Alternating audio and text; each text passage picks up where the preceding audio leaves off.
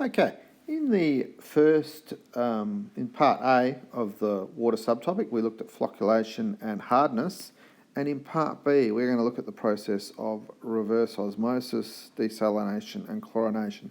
And these are all really important processes that we use to produce and maintain clean drinking water supplies.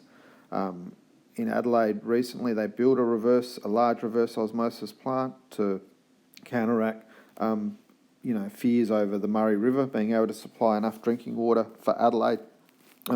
Chlorination is used everywhere to kill the nasty bugs in water and make sure the water stays healthy for drinking, but it's also, for example, used in swimming pools to maintain, to make sure basically we don't get the growth of nasty microorganisms in our swimming pools. So let's get into it. So let's start by talking about the process of reverse osmosis, which is a process that we basically use to take salt water, so for example from the ocean, and turn it into fresh drinking water. So just by way of definition, saline water, we use the term saline water in the curriculum, just basically means salt water. And the other topic that the other term that we probably need to be familiar with, those of you who do biology would have seen this already, is a semi-permeable membrane. And that is basically a membrane that lets only certain ions or molecules pass through, but not others. So example, typical of a semi-permeable membrane that we would use for purifying water is that water can pass through that membrane, but ions, for example, like sodium or maybe chloride ions, are not able to pass through that membrane. Now, again, this won't be new for the biologist, but just briefly to look at the process here of osmosis before we look at reverse osmosis. And osmosis is the spontaneous movement of water across a semi-permeable membrane from low salt concentration, i.e. fresh water, to high salt concentration, i.e. the salt water. So if we took some salt water on one side, some fresh water on the other, we put a semi-permeable membrane here that would let water through, but not the salt, what we would see is, by the process called diffusion, that the water, or firstly, we might say, the salt, diffusion says things will move from high concentration to low concentration.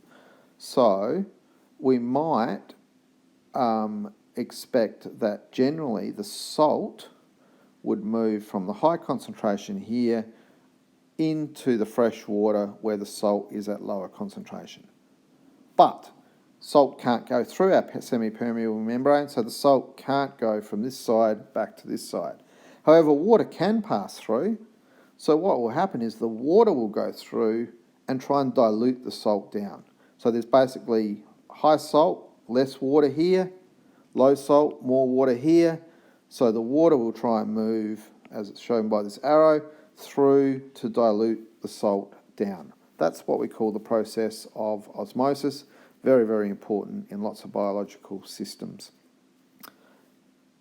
However, that process there isn't going to help us turn salt water into fresh water. What we need to do is a process called reverse osmosis. So in reverse osmosis, that is the application of a pressure to salt water to force water through a semi-permeable membrane, leaving a highly concentrated, salt solution. So what happens is we basically take a similar setup here, but we apply a really, really high pressure here. And what that does is it forces the water against what we call the concentration gradient for the biologist. So it forces the water to go from low to high concentration. Remember, this is high salt, low water, low salt, high water. So the water gets forced from the low concentration to the high through the semi-permeable membrane. However, the salt particles cannot pass through that membrane. So what you get left with eventually is a really concentrated, what we call brine solution, or a really concentrated salt solution that you then need to dispose of and then put some more salt water in and apply a higher pressure to purify that water. So it's almost like a filtration technique, except generally when we talk about filtration, that isn't what we call semi-permeable. Filtration will let basically things through purely based on size. A semi-permeable membrane is a little bit more selective in that, in this case, you'd pick one that lets water through, but not other ions or particles like salt. So, now, in some places you'll see they talk a whole lot more about things like osmotic pressure and various other factors. If you understand that, that's fantastic, but you don't really need to have that level of understanding, I believe, to meet the criteria that's expected for stage 2 chemistry. So there's our reverse osmosis. We'll now just talk about distillation, which is another, or particularly thermal distillation, which is another process that is used and traditionally has been used to purify or to convert salt water into fresh water. So if we look at here a typical distillation process, basically we apply heat. So if we had salt water here, we apply heat, the water will boil, but the salt has a higher boiling point than water, so it won't boil, and basically the salt will remain in here, the water boils up. When it gets up to here, it comes down this tube. Here we use a condenser and we pump cold water in. This condenser goes around the tube that the water goes through. It converts the steam or the water vapour back into water, and we can collect our pure distilled water here, and we get the salt left behind on this side. So basically, distillation is a technique for separating things based on boiling point. You may or may not have done the prac with where we produce an ester, and we use actually this process to purify the ester and remove other components of the mixture based on boiling point. What's the problem with this? Well, thermal distillation requires lots of heat energy, which is normally produced from burning fossil fuels that releases carbon dioxide, contributing to global warming. So it's a fairly common story through this course, and again we hear it again. Too much energy, burning fossil fuels, CO2, global warming. This is a process that's used in countries in the Middle East which have are really dry, limited water supply, but have lots and lots of crude oil and gas and all that sort of thing. So it is a way where they can make water, but this process of reverse osmosis still requires lots of energy to create the applied pressure. But if you can produce that energy, for example, using more renewable sources, then that is much more preferable to basically having to burn large amounts of fossil fuels to do the thermal distillation of water. Okay, hopefully I've covered all that. Okay, so now let's talk about how we use chlorine to kill the nasties in water and disinfect it. So to kill those microorganisms in water that can make us sick. We're also going to use this topic to revise a little bit of our oxidation number redox chemistry, because that's really important. And we're also going to use it as a way to revise some of our acid-base and Le Chatelier's principle chemistry. And typically these questions in a test or exam would be looking to assess, more than one area. So it is really important that you see how this all links together. This is almost an application of some of the stuff that we've done. So, firstly, chlorine that's used to treat water can come in various forms. We can have the form of hypochlorous acid, and we'll talk about how that can form in a sec.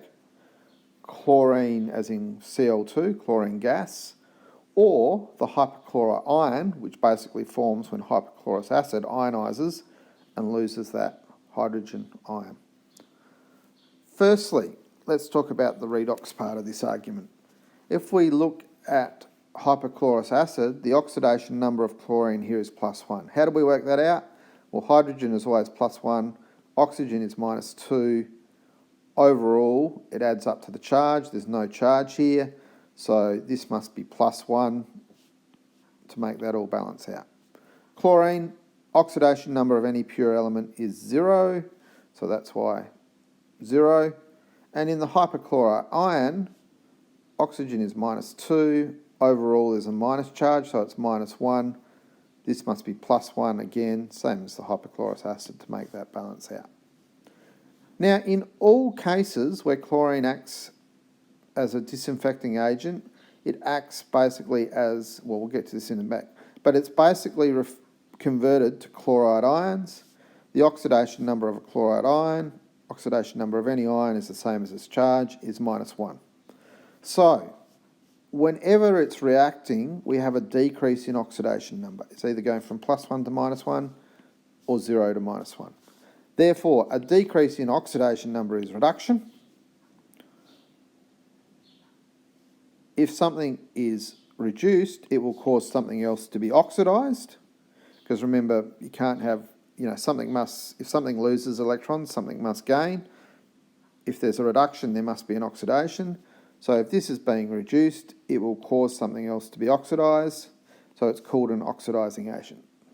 So when pathogens in water, like bacteria, are oxidized, it will break chemical bonds that destroy the structure and function of enzymes, etc., i.e. it kills them. So again, we go back to some of that stuff on enzymes, proteins, and denaturing of proteins. That is how chlorine acts to purify our water. Let's look at some of the chemistry of these reactions in water. So firstly, if we put chlorine gas into water, it will react to form hypochlorous acid, we talked about here, and we will also get left here some H3O plus, so the hydronium ions, and some chloride ions. I could have also equally, I don't think that equation is balanced now that I quickly look at it. Not that it really matters, but I will balance it because I can. That should be 2. We could actually have also written this equation and just said H plus Cl minus. Remember, H plus and H3O plus are basically equivalent. And basically what this is showing here, H3O plus Cl minus, is that we have aqueous hydrochloric acid. HCl plus H2O goes to H3O plus Cl minus. So we've got that there, which is the same as being like aqueous hydrochloric acid. So hydrogen ions or hydronium ions because they've attached themselves to a water, and chloride ions. So that's the basically reaction that occurs between chlorine and water to form hypochlorous acid. Now, if we increase the concentration of H3O plus or H plus, so we make this more acidic, that is, we decrease pH. Remember, strong acids have a low pH. This equilibrium will shift to the left to the favour of the formation of chlorine gas. So if we increase the concentration here of H plus or add acid, Le Chatelier say it'll try to counteract that change, so it'll push it back this way. It'll convert the chlorine to the gas. So that's why if you have been treating water and it's too acidic, you will often get a really strong chlorine smell because that chlorine will convert it back to Cl2, which is a gas, and is easily lost to the solution and then not able to act as an oxidizing agent.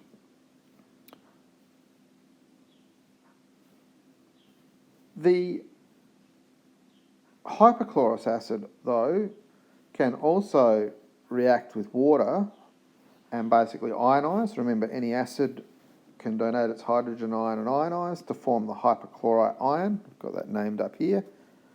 And obviously release hydrogen ions. Now, equally, I could have written HOCl goes to OCl minus plus H plus. But remember, the H plus is always attached to a water to form the hydronium ions, but you wouldn't get marked wrong for using the other notation of that reaction. Now, here, if we add a base, i.e. we increase the pH, That will react with the hydronium ions, so it'll react with these, turning them into water and removing them from the solution. Therefore, the equilibrium will shift to the right to favour the formation of the hypochlorite ion. So if we take this out, it tries to make more of this, so we get more hypochlorite ion. So overall, what's the net story there? If we're at high pH, here we add acid, we're going to get the chlorine gas. If we're around neutral pH, we will get the hypochlorous acid.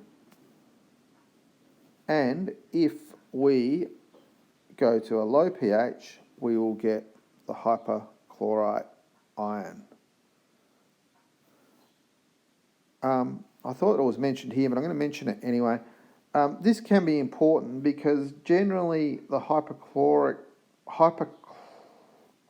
acid is probably going to be the best oxidizing agent at killing the bacteria because it is a fairly small, it's not non-polar, obviously, but it's a small molecule that would basically hydrogen bond, so it's a polar molecule. That's going to have best chances to penetrate through the cell membrane. The biologists would know more about this, but don't worry if you're not doing biology, and be able to kill the bacteria. If it's at high pH, we will lose the chlorine as chlorine gas from the water. At low pH, it forms the hypochlorous ion, and the ions are less likely to interact with a cell membrane, which is more non-polar in nature, therefore are not likely to be as effective an oxidizing agent. I'm not sure if I've talked about that somewhere else, but yeah, it's probably worth pointing out that even though it's not explicitly talked about there, because it does relate to other concepts in our course. Okay, I think that's it for the water subtopic. Cheers.